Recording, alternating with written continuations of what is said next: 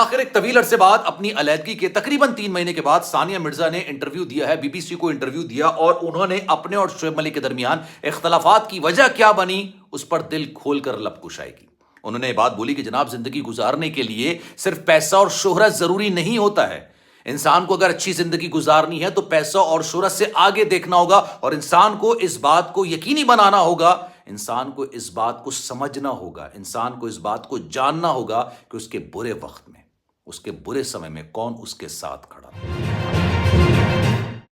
بسم اللہ الرحمن الرحیم، السلام علیکم، آپ سبھی کو خوش آمدید۔ میں ہوں سلمان مرزا اور آپ دیکھ رہے ہیں میرا یوٹیوب چینل اور Facebook page sum up with Salman Mirza. جناب، کیا حال ہیں آپ کے؟ کیسے ہیں آپ لوگ؟ میں امید کرتا ہوں، دعا کرتا ہوں آپ جہاں ہوں خیر و عافیت سے ہوں، صحت مند ہوں، تندرست ہوں، اور یہ ویڈیو دیکھنے کے لیے آپ سبھی نے وقت نکالا ہے۔ ویڈیو کے آغاز میں تہہ دل سے آپ سبھی کا میں شکریہ ادا کرتا ہوں۔ جناب، لگ ایسا رہا ہے کہ ثانیہ مرزا اور شعیب ملک کے درمیان جو معاملات ہیں وہ ختم ہونے کے بجائے ہر گزرتے دن کے ساتھ ایک نیا چیپٹر کھل جاتا ہے۔ ثانیہ مرزا نے ابھی ریسنٹلی بی بی سی کو انٹرویو دیا ہے، اور اپنے انٹرویو کے اندر انہوں نے کچھ ایسی باتیں کی ہیں کہ یقین جانیے لگ ایسا رہا ہے کہ جناب بس انہوں نے نام شعیب ملک صاحب کا نہیں لیا، لیکن تمام باتیں ان پر رکھ رکھ کر ماری ہیں انہوں نے۔ ثانیہ مرزا اپنی گفتگو کے دوران یہ کہتی ہیں کہ جناب، زندگی گزارنے کے لیے صرف پیسہ اور شہرت ہی چاہیے نہیں ہوتا۔ انہوں نے کہا کہ جناب، ان چیزوں کی ضرورت نہیں ہوتی زندگی گزارنے کے لیے۔ انسان کو اس سے آگے دیکھنا پڑتا ہے، انسان کو یہ سوچنا پڑتا ہے، انسان کو یہ سمجھنا پڑتا ہے، انسان کو یہ جاننا پڑتا ہے کہ اس کے برے وقت میں، اس کے برے سمے میں اس کے ساتھ کون کھڑا تھا۔ اب آپ مجھے یہ بات بتائیے، یہ بات انہوں نے اپنے والد صاحب کے لیے کہی ہوگی، اپنی والدہ کے لیے کہی ہوگی، اپنے بیٹے کے لیے کہی ہوگی، اپنی بہن یا اپنے بہنوں کے لیے کی ہوگی۔ یہ بات آبویسلی انہوں نے کسی اور کے لیے نہیں بلکہ اپنے سابق شوہر کے لیے کی ہے۔ بیسکلی 20 جنوری کو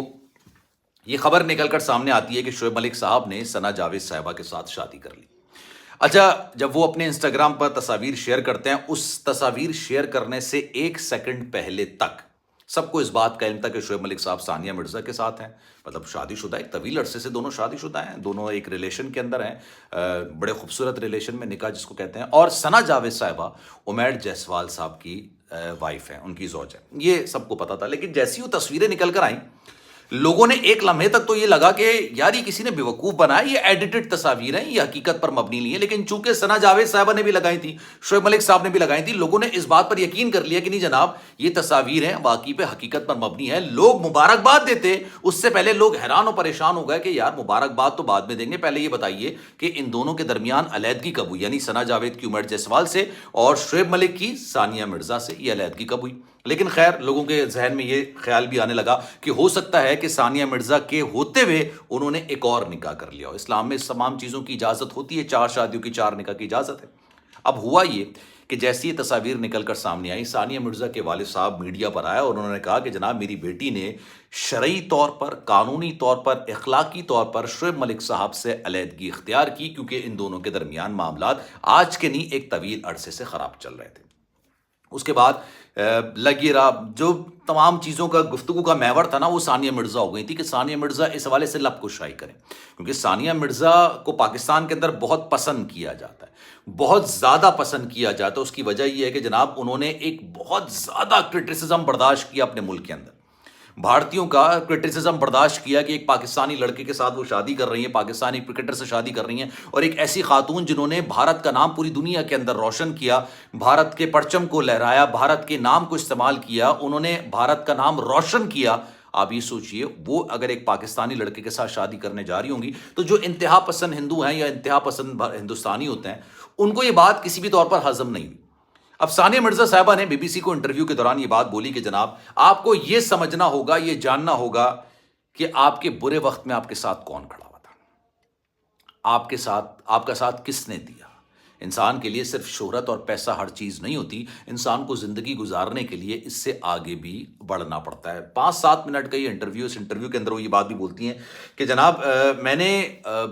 جو ریٹائرمنٹ لینے کا فیصلہ میرا غلط نہیں تھا، بالکل درست تھا، انہوں نے بات بولی، اور ساتھ ساتھ انہوں نے کہا کہ میرے اندر اب صبر آ گیا ہے۔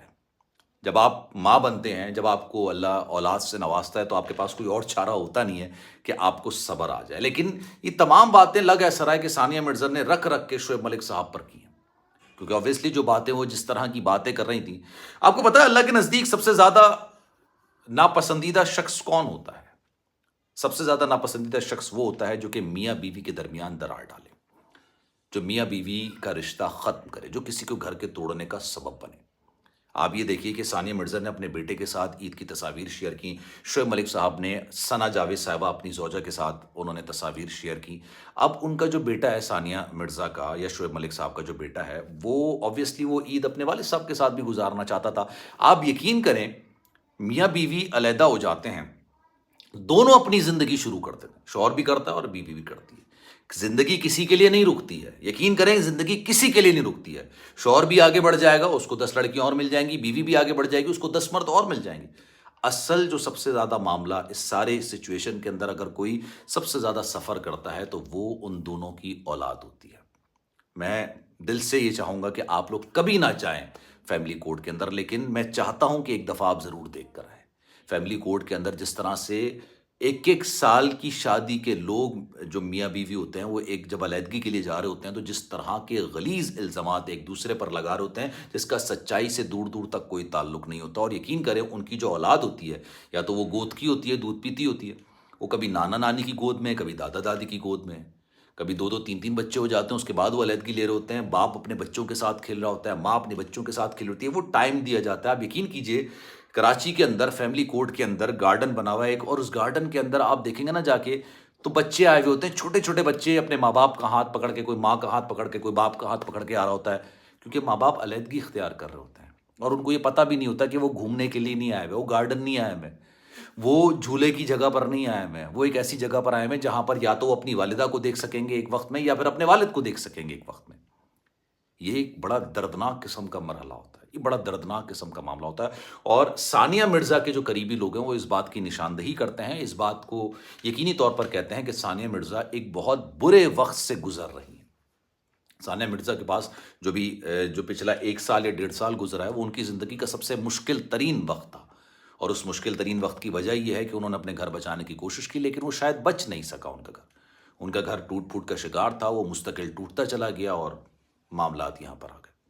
خیر جناب، اس بارے میں آپ کی رائے کیا ہے؟ میں چاہوں گا کہ کامنٹ سیکشن میں اپنی رائے کا اظہار ضرور کیجیے گا۔ سلمان مرزا کو دیجیے اجازت، زندگی رہی، صحت رہی، آپ کی دعائیں رہیں تو انشاءاللہ آپ سے پھر ملاقات ہوگی۔ جانے سے پہلے گزارش ہے، اگر آپ نے چینل سبسکرائب نہیں کیا تو سلمان مرزا آفیشیل میرے یوٹیوب چینل کو سبسکرائب ضرور کیجیے گا، بیل آئیکن ضرور دبائیے گا، اپنا بہت خیال رکھیے گا۔ انشاءاللہ آپ سے پھر ملاقات ہوتی ہے۔ اللہ حافظ۔